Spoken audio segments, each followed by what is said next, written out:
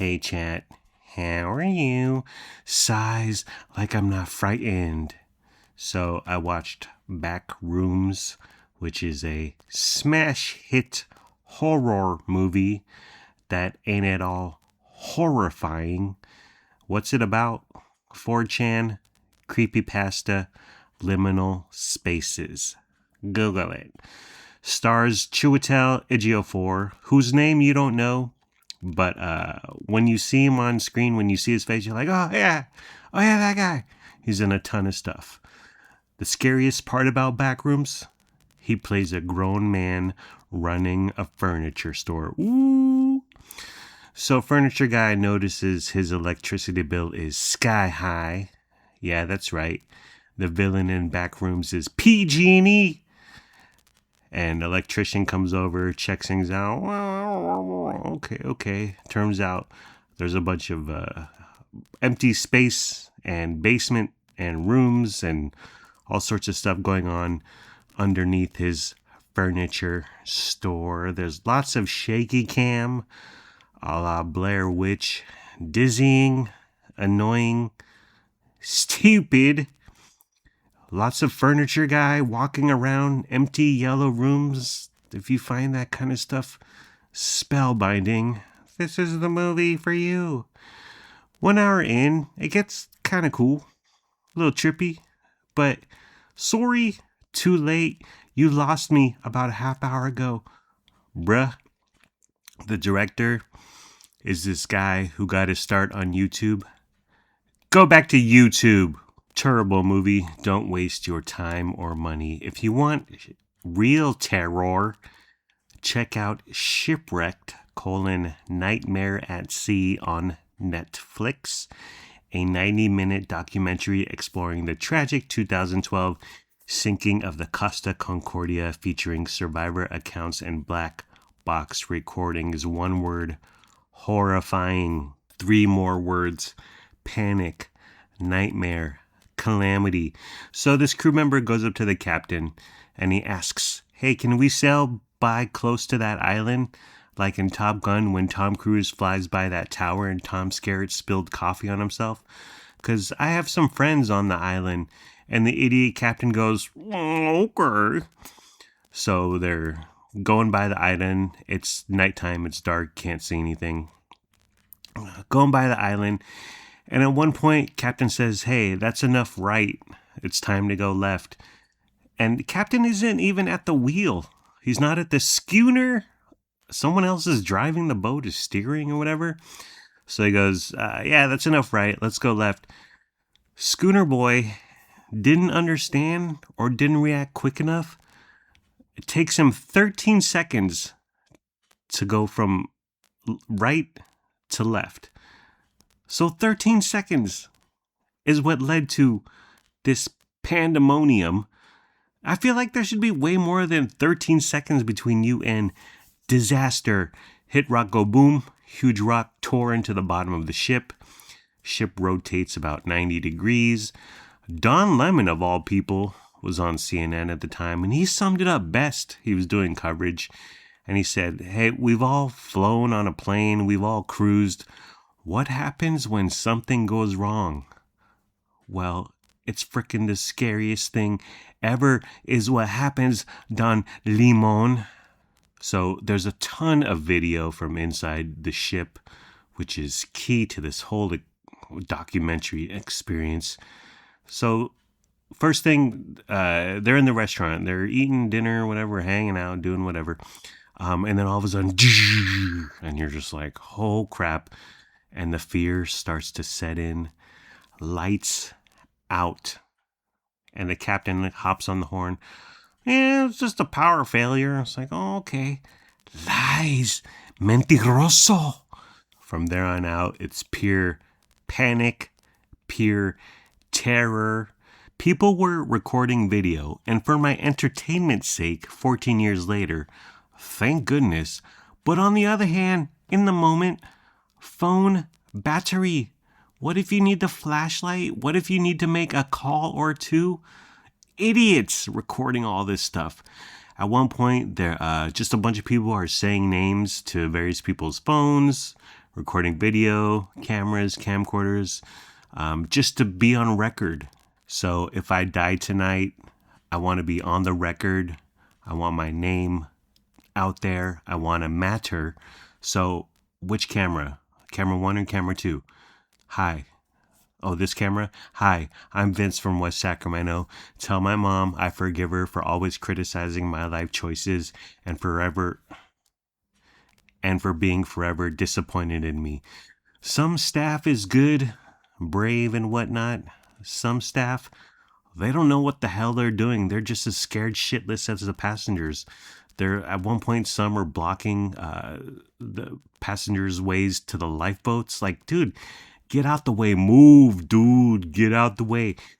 You realize how insignificant you are as a human just by your dimensions, by how much space you take up. You got this huge ship, this gigantic ship, and you're just a little speck of nothingness, and you could die so quickly.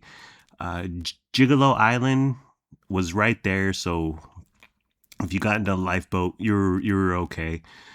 For the people asking, why couldn't you just swim? Well, you could jump in the water, but then the giant hole in the side of the ship, the water pouring in there would suck you in and you would slam into something really hard, or you could get sucked underneath the ship to your peril. Someone on Reddit typed that.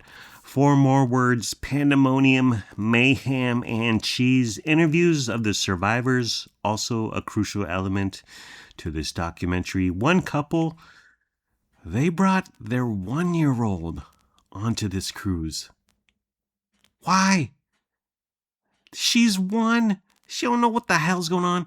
You did it for you, because you had to cruise so badly. You wanted to cruise so badly.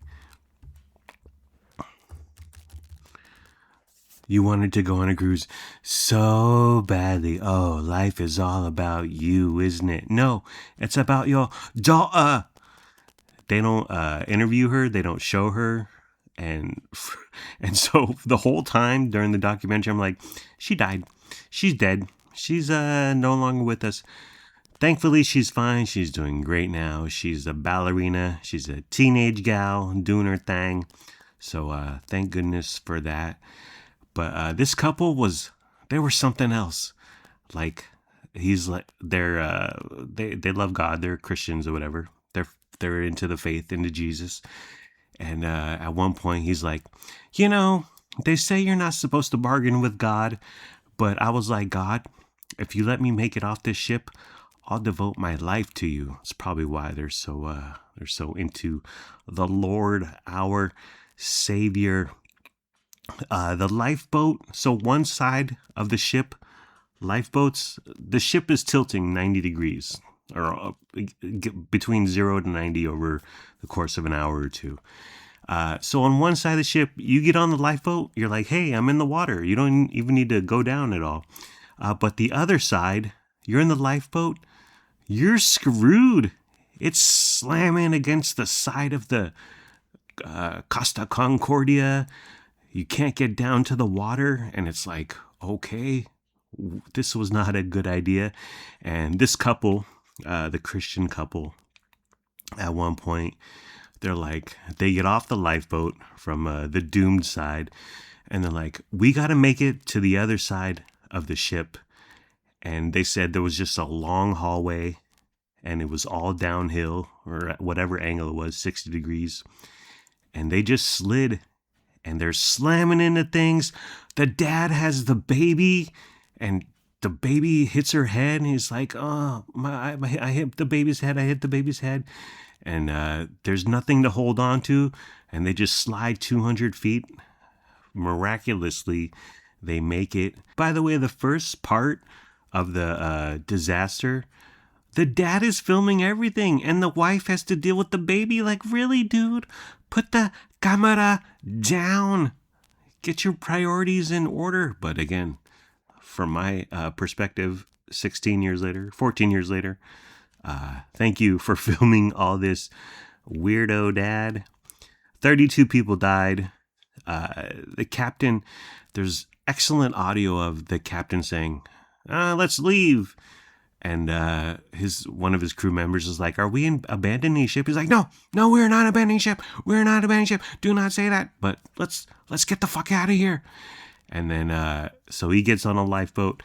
Coast Guard gets him on the radio, and they're like, "You get the fuck back on your ship, dude. That's not the way a captain operates. You go back onto your ship and manage the people and manage and get the survivors off, rescue some people, blah, blah, blah, blah. You do that." And he was like, "I'm not going back on there. I'm not going." It's gripping. It's gripping stuff. One guy was trapped in the restaurant, or one of the restaurants of the cruise ship, for 2 days, broken leg. Why did this all happen? Well, the stupid captain, but also the staff was not trained. One guy, okay, he was a kitchen guy, he was a cook, but he couldn't swim. The tour operator, losing money, lack of money, needed to juice their books revenue, so they just started hiring people hecka fast. No training, no background checks. And by the way, the captain sounded the alarm on this a year earlier. He was like, "These people you're hiring and promoting, they're idiots." But that was his crew. Alrighty, I think I'm done. Take care. Brush your hair. Peace out. I'm outie. 5,000 G money. Gotta go late. See ya.